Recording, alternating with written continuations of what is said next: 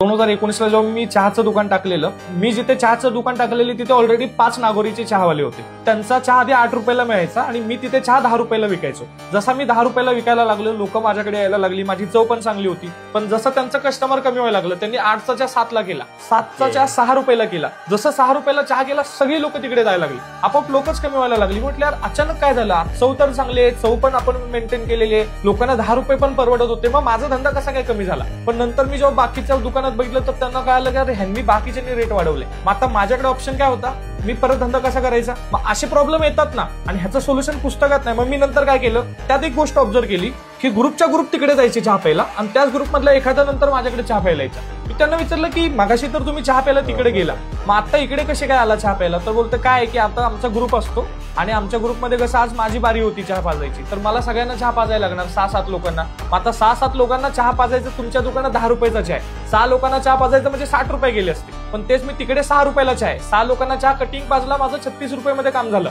मग मी माझे पैसे वाचवण्यासाठी तिकडे गेलो, पण मला चवीचा चहा प्यायचा होतो म्हणून मी परत तुमच्याकडे आलो. आता हे त्यांनी मला इन्साइट दिलं. मग मला काय आलं, ओके आपण असं करूया. मग मी कटिंग नाही ठेवली, मी काय ठेवलं, 1 मध्ये 2 करून देणार, 2 मध्ये 4 करून देणार, एकट्याला हाफ नाही देणार. मग जो एकटा माणूस स्वतःसाठी पैसे 4 रुपये खर्च करायचा एक्स्ट्रा, मग एकट्या माणसाला 10 रुपये चहा ठेवला, 2 मध्ये 4, 3 मध्ये 6 असं मी सुरुवात केली. मग नंतर जो तिकडे 6 लोकांचा ग्रुप जायचा आणि 36 रुपये खर्च करायचा, तो 6 लोकांचा ग्रुप माझ्याकडे यायला लागला, त्यांचे 30च रुपये गेले.